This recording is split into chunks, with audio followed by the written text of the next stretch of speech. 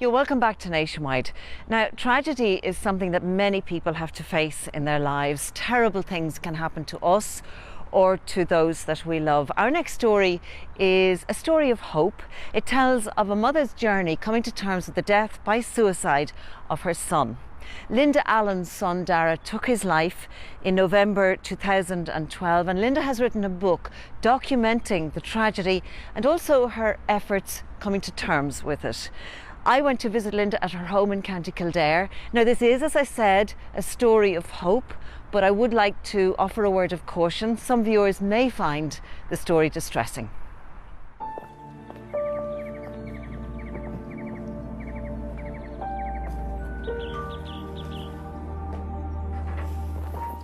Hi. Hello, welcome. Linda. Come in, Thank you very much. It's You? lovely to come in out of the cold. Yeah, nice to have you. Would you like to come on in? Yeah.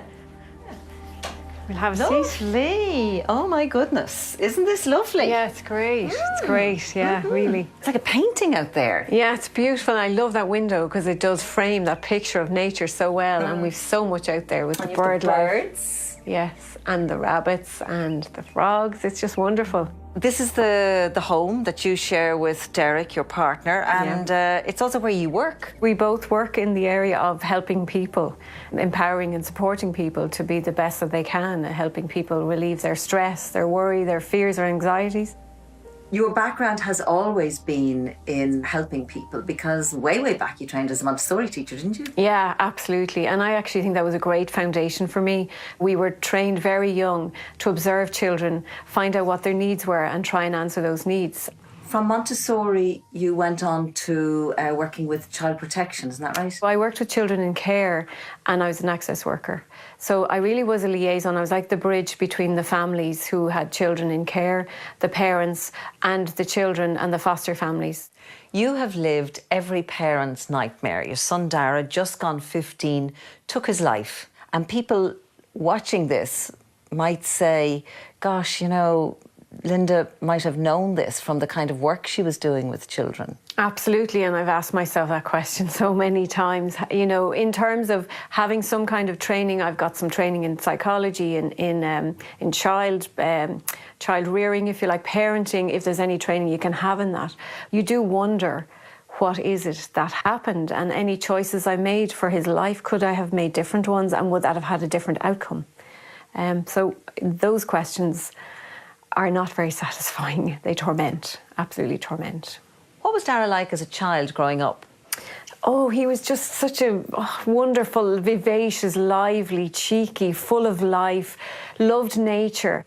He played football for the local team. He loved people. He had an older sister, Ciara. He had a good relationship with her, really good relationship with her. And yet, at the age of 15, just coming up to Christmas, Darragh went out one evening. And left saying, see you in 2 minutes, Ma, and didn't come back. What's it like when you think back to that moment and the immediate aftermath? There's a real feeling of, no, this isn't happening.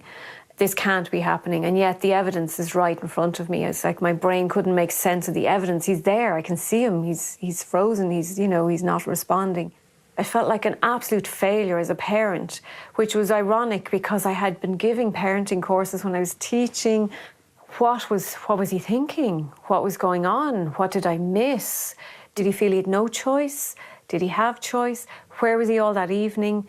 Nobody could get him, so he must have made the decision. But I had no idea in that moment. And it frustrates the life out of me that I could have missed something. But that said, those sorts of questions kept me awake very many nights, over and over again. Was there a moment that you would describe as the darkest moment? There were very many moments where I just didn't know if I could get back up off the ground or if I was going to be able to function again as a human being who didn't have this gaping wound. Somewhere inside of me, I made a decision that I wanted to live after him because I knew it was a very thin line and that I had to decide what was going to become of me out of this. Writing The story has resulted in the book, See You in 2 Minutes, Ma, and it really is, it's full of emotion. Yes, it seems it's quite a natural thing for me when I was writing or am writing to put language on emotion. Following Darragh's death, Linda was understandably devastated. She didn't know how to come to terms with the loss of her son or how to try to make sense of what had happened. Friends and family rallied around, and they were the people to whom she turned to help get her through this dreadful time. 15 months later, Linda ended up embarking on a journey away from all that was familiar. Linda got great support from her friends who fundraised to send her to Thailand on a journey of recovery and healing. From a parent who had 2 part-time jobs, 2 children, a mortgage and all the rest of it going on, as a lot of parents do, suddenly I was travelling to the east with myself and I had nobody to take care of. Nobody needed me for anything. I found that very strange. I managed to reconnect with some aspect of me that was me before I had children, before I had mortgages, before I had responsibilities. I'll never not have the story of my son or the wound that's there, and that wound can be activated in a second anywhere. But I can just still have moments of pure joy because life is just a collection of moments. So I can let myself have that. Linda's book outlines her journey from the worst times of loss and despair through to learning how to cope with the grief and how to continue to live a life with some kind of normality. She says you never forget what happened, but a person can learn to survive and to live on. Do you feel close to Darragh when you visit his grave? It's a place I come irregularly. I don't tend the grave really. I have to say I am grateful for his father and the woman who runs the youth club, because I know between them that they work hard to keep it. And I know his father finds comfort here. But for me, it's not a place where I find much comfort. Yeah, it's too sad. If you could have a chat now with Darragh, what would you say to him? Oh God, there'd be, there are times when I've said if you were here, I'd like to say, what I might do with you for what has transpired. I'd also like to say, seriously, if you really knew the impact of what you did, could you please reconsider? Life is so important to those around you. You make a difference. I've had to learn, I've really had to learn to accept that things are the way they are and there is no way I can change what has happened.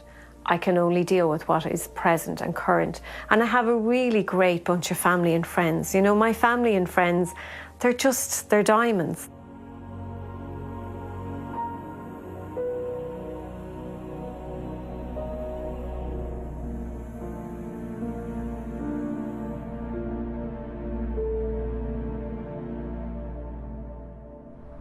A moving story there of one mother's tragic loss and the journey that she's been on, coming to terms with that loss and also finding a way to move forward. And Linda's book, See You in 2 Minutes, Ma, offers insight and also a little bit of advice and support to people who might find themselves in a situation similar to hers. For details of where you can get her book, you can go to Linda's website and the addresses on your screens now.